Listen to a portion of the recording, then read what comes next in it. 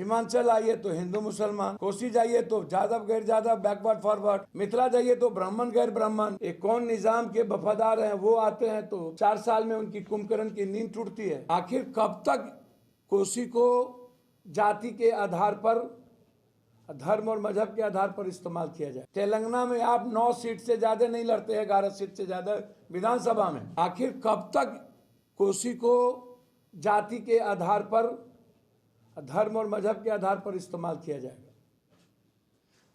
कब तक? अमित शाह आते हैं तो हिंदू मुसलमान की बात करते हैं, कुछ जाति की बात करते हैं।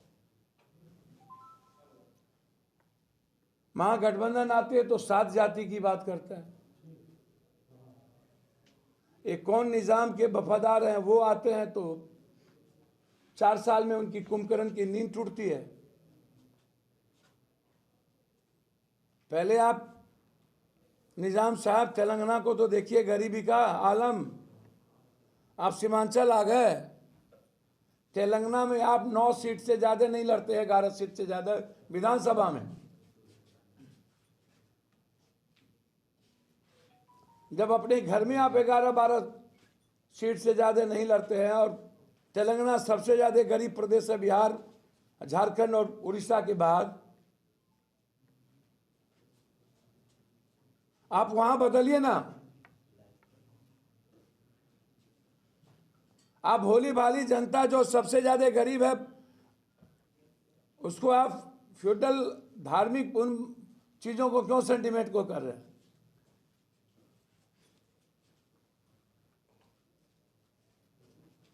और मैं जानना चाहता हूं उनको कि आप वहीं क्यों जाते हैं जहां पे मुस्लिम आबादी सबसे ज्यादा होती?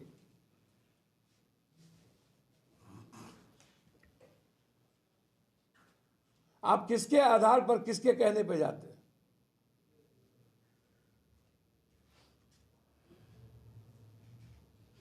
उससे बाहर जाने की आपकी हिम्मत क्यों नहीं होती?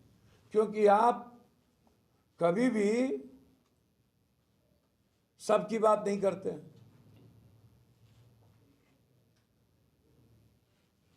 तो क्या ये तीनों आदमी अपनी अपनी, सीमांचल आइए तो हिंदू मुसलमान, कोसी जाइए तो जादव गैर जादव बैकवर्ड फॉरवर्ड, मिथिला जाइए तो ब्राह्मण गैर ब्राह्मण, बारे बा, बेतिया जाइए तो ब्राह्मण भूमिहार,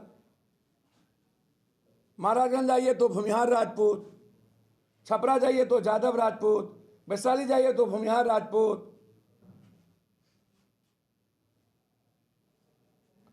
मतलब पूरा बिहार कंप्लीट रूप से राजनीतिक और सामाजिक आधार पर नेताओं ने,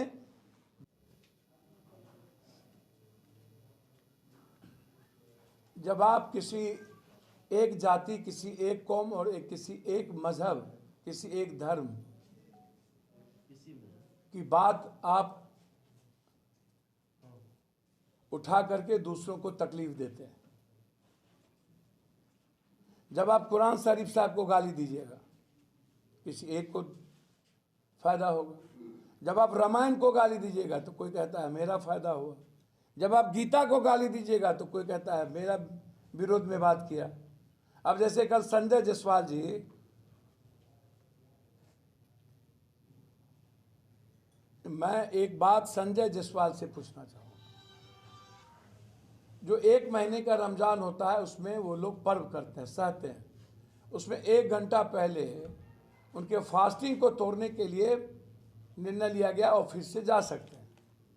संजय जायसवाल से हम ये पूछना चाहते हैं कि किरण पटेल 3 महीने से होम मिनिस्ट्री के Z+ सुरक्षा लेकर पूरा का पूरा डिफेंस और कश्मीर बॉर्डर पर घूम आया। ये फ्रॉड नकली आदमी 4 तारीख को आप गिरफ्तार करते हैं, 1 तारीख को, 3 तारीख को, और 17 मार्च को आप उसके बारे में बताते हैं कि हमने गिरफ्तार किया है।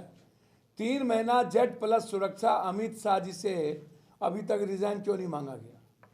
मैं अमित शाह जी से मिनट में रिजाइन मांगता हूं, 1 मिनट में। यदि यूपीए की सरकार होती और कोई मुस्लिम होता तो अभी तक हर चैनल पर गृह मंत्री और पीएम मनमोहन सिंह की इस्तीफा मांगी गई। ये इतनी बड़ी घटना है किरण पटेल वाली, दुनिया में ऐसी घटना मैं समझता हूं कि Z+ की सुरक्षा क्या अमित शाह जी के लिए रिजनेशन नहीं है?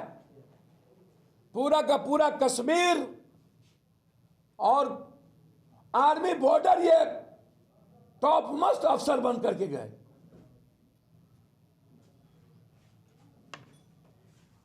टॉप मोस्ट अफसर बन के क्या इन्होंने डॉक्यूमेंट लिया, क्या देखा, किसको पास किया, क्या हमारे देश की चीजों को भेज दिया?